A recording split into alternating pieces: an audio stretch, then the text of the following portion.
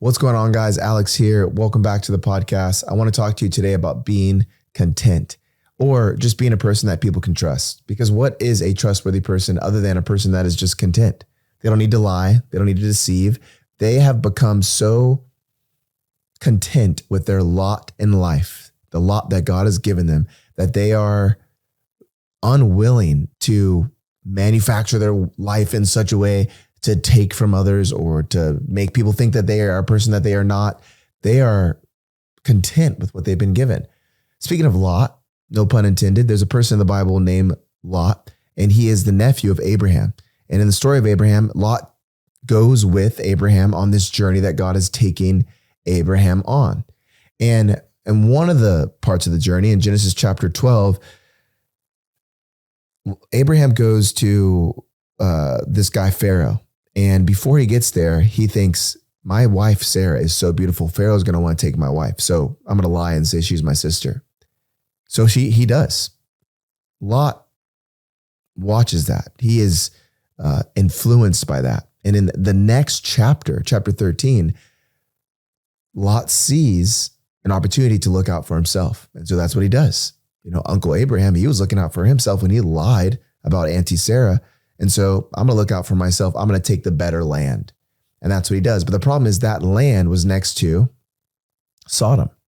And Sodom is a place that's not only filled with more lies, it's a place that's filled with covetousness, because God sends an angel to take Lot and his family out of Sodom.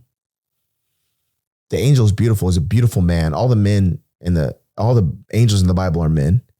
So this beautiful man, he comes and he has a lot of power. He's ready to come save Lot and his family. And the evil men of Sodom, they covet that man.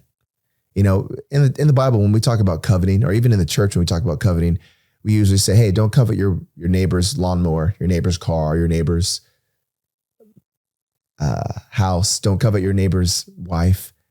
These guys had taken covetousness to a new level. They were coveting Lot's visitors. They and not just coveting their company, they were coveting them in a gross way. Like they wanted to be relational, if you will, with these guys, with the angel. Evil. But this is the kind of world that Lot is a part of. Deceit, lies, coveting. He's around that. Wasn't he coveting Sodom, coveting the land, willing to deceive his uncle, to get away from his uncle, to take that land? Of course. So what happens? God says, we got to get you out of here. He rips them out of Sodom. And we'll come back to what happens at the end of Lot's story. But I want you to look at this. This is the 12th question, the 12th week in our catechism. The catechism is just a series of questions and answers to help you grow in the core doctrines of your faith. And so here on this channel, on Amen Podcasts, which all these episodes that we've all ever done, they're all available anywhere you get your podcasts, Amen Podcasts.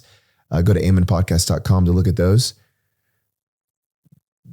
This question is of this week. What is the requirement of God in the 9th and 10th commandments? The ninth and 10 commandments: do not lie, do not covet. What does he mean by that? It's not just he's saying don't lie. He's saying speak the truth in love. Don't deceive others. Be a loving, truthful person. It's not that he's saying just don't covet in the 10th commandment. He's saying be content with what God has given you. We don't see that in Lot's life. He's untrustworthy. He's deceitful. He's leading his family into a horrible city, and they're being influenced by it. He's not content enough to say, hey, Abraham, I want to stay with you. You're my uncle. You've changed my life. You know, he wants to take more for himself. What we see on the cross is those things happening to Jesus, because Jesus is the opposite of Lot in a lot of ways. He is completely trustworthy, completely truthful, completely innocent, completely honest. He doesn't covet what other people have. He's homeless, it says in the book of Luke. He's fine. He's content with the lot he's been given in life. He's fine with the mission that God has sent him on, even to the point of death. So in a lot of ways, he's opposite. And yet he is lied on. They lie about him, saying stuff like he gets his power from Satan. Falsely accusing him when they crucify him on the cross. Not only that, his power, his authority, his position was coveted by his brothers and sisters. We want what he has. We want his power. We want who he is. We want his popularity. Isn't that what the Pharisees and the religious leaders did to him? Isn't that how they treated him? Let's go back to the story of Lot for just a moment. What happens to his wife? In chapter 19 of Genesis, when God sends this angel to flee them out of Sodom. He tells them, don't look back at Sodom, because to look back at Sodom is to long for sin. Isn't that what Lot's wife did? Well, Lot's daughters and Lot, they escape by the skin of their teeth, by the grace of God. Lot's wife breaks that rule, looks back. She is destroyed with the city. What is that a picture of? Of us. We are the ones that long for sin. It's seen in our coveting of what other people have, in our resentment for what God has given other people. God has given them better looks than me. God has given them better things than me. So we resent them. Or we resent the things that God has given us. And so we deserve to be destroyed. That's the only outcome of a coveting life. That's the only outcome of a deceitful life, is destruction.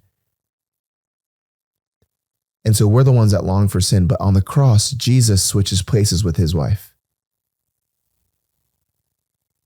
Jesus had a wife too. A wife just like Lot's wife. A wife called the church. A group of ragtag believers that are still riddled with sin, whose lives are still riddled with sin. And yet what Jesus does on the cross is he gets treated as if he looks back and longs for sin, so we can be let go free. He takes the wrath of God on our behalf. He takes the destruction of sin on our behalf. The death that sin was pulling us towards, the only destruction that was coming towards us because of our sin, the wages of sin is death. He took that for us. He switched places with his wife, so we could be clean, so we could be righteous, so we could have a new start, so we could have a new life, away from Sodom, away from destruction. Why? He loves us. He doesn't want us to end up like Lot ended up. How did Lot end up? He ended up in a cave.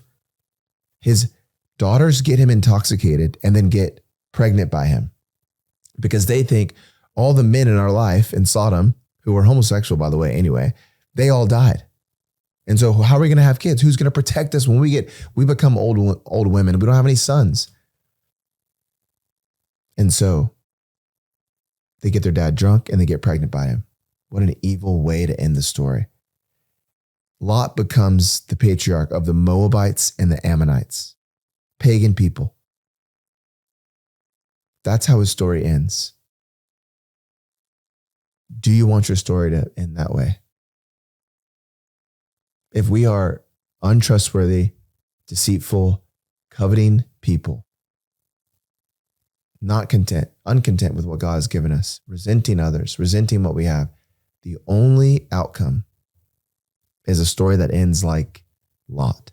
You might be saying, that's dramatic, Alex. It's not going to be that bad. I'm not going to get pregnant by my daughters. You don't know what could happen. That's the whole point about deceit. I'll end with this. I was just watching a story of this lady that gets 6 accounts of felony misreporting a crime, 30 years in jail. What happened? She was at Michael's shopping and she saw some people she didn't like. She came up with a story that they were trying to kidnap her kids. She calls the cops about it. She takes to Instagram about it. All of it ends up being a lie. They find out that she was just trying to get views and being ridiculous and prejudiced. She gets 30 years in jail for lying to the cops, coming up with a false report. The point is, when you see the body cam footage of the cops coming to her house and her unraveling because her story's getting found out, The look on her face is, I had no idea all this could come from deceit. All this could come from coveting what other influencers have online. That's the point. You may not ever think you will end up like Lot, but you don't know what could happen after deceit, after coveting. Tons of horrible things can happen. That was what's happening in Sodom. Sodom was a place of deceit, a place of coveting. What God is saying, I don't want societies, I don't want people, I don't want family groups to look like that because it's full of destruction. So God sends his son to switch places with us so we could be forgiven and so we could have the power by looking at his love for us to be truthful and to be content. Only by looking at Jesus's life, Jesus's death and resurrection, that he took places with us and God rose him, switched places with us and God rose him from the dead. Only by looking at that will you rise to a new level. Will you be able to put away the lies, put away the resentment, and be truthful and content? That's the only way. It's our only power. So look there. Amen. I pray this blesses you. If it does, let me know in the comments. Let me know how it spoke to you. And like the video if you enjoyed this teaching. Subscribe and check out amenpodcast.com to listen to all of our episodes. And with that said, if you'd like to support us, go to amenpodcast.com as well. And love you guys. See you in the next one.